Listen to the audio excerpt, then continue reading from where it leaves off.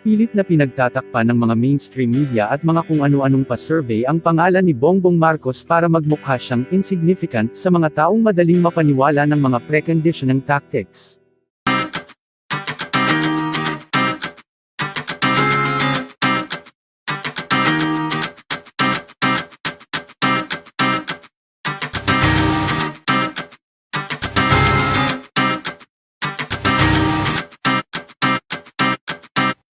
Diyan yung makikita na nagsisikap sila na matakpan ang pangalan ni Marcos kasi ang totoo, alam kasi nila na involved dito ang mga ginto ng Pangulong Marcos na ayaw nilang mabawi ni BBM mula sa mga bangko para hindi mapakinabangan ng sambayanang Pilipino.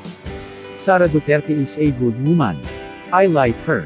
She will be a great leader. Pero hindi sa panahong ito na kung saan kaunting panahon na lang tuluyan ng makokontrol ng mga elitista ang mga kayamanan ni Pangulong Marcos. Kailan pa tayo kikilos kung huli na ang lahat? Kung wala ng chance na mabawi natin ang mga ito. Bata pa si Sara, si BBM ay matanda na at malapit na siya sa age of retirement. Sa panahong ito na napaka-crucial, si Bongbong Marcos ang kailangan ng Pilipinas. Kailangang magkaisa ng sambayan ng Pilipino na tumindig para kay Bongbong Marcos. Kailangan nating agapan ang mga kayamanan ni Pangulong Marcos bago pa ito tuluyang makontrol ng mga elitista dahil gumagawa na rin sila ng paraan para hindi na ito maibalik sa kamay ng mga Pilipino. Sa mga matatalinong Pilipino, alam nila na ang mga kaganapan sa Amerika ay may kinalaman sa pagkontrol ng Federal Reserve System na sila rin kumokontrol ng ekonomiya ng buong mundo, na sila rin humahadlang sa mga central banking institution para hindi magamit ng mga national governments ang kanilang sariling mga gold reserves at national assets for national benefits and purposes. Mananatili ka lang bang bulag Pilipinas? Hahayaan mo lang ba na mabaliwala lahat ng pinaghirapan ni Pangulong Marcos dahil lang sa type mo ang isang politiko at nasiyahan ka sa kanya? Ibahin mo si Bongbong Marcos. May misyon siyang gagampanan. Hindi ito para sa kanyang sarili kundi para ito sa sambayanang Pilipino.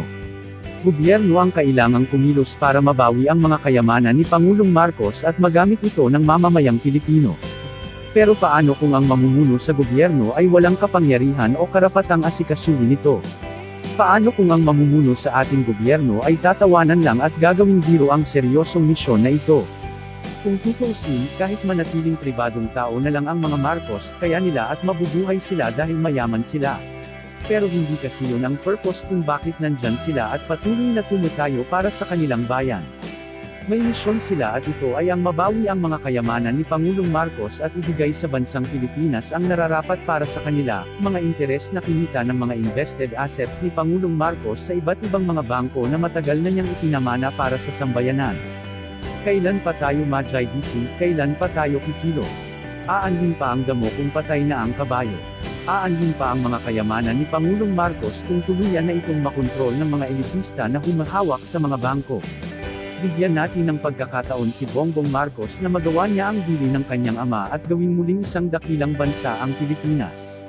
Matapang na leader si Sara Duterte at Isko Moreno. Pero hindi sila ang kailangan ng Pilipinas ngayon.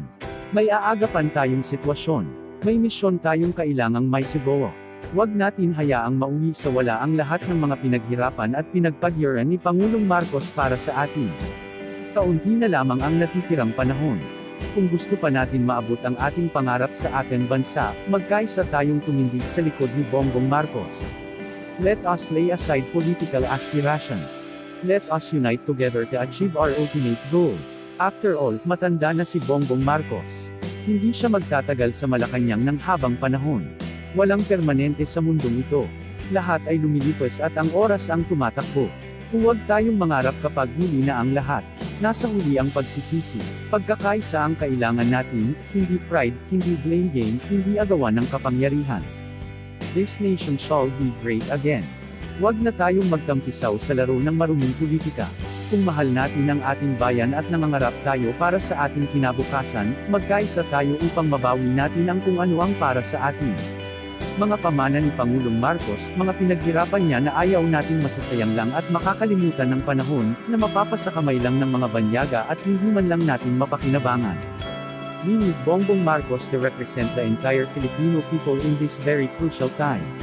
We need to take our national glory back. We need to take our wealth back. We need to rise and regain our stolen identity back. We are the Filipino future.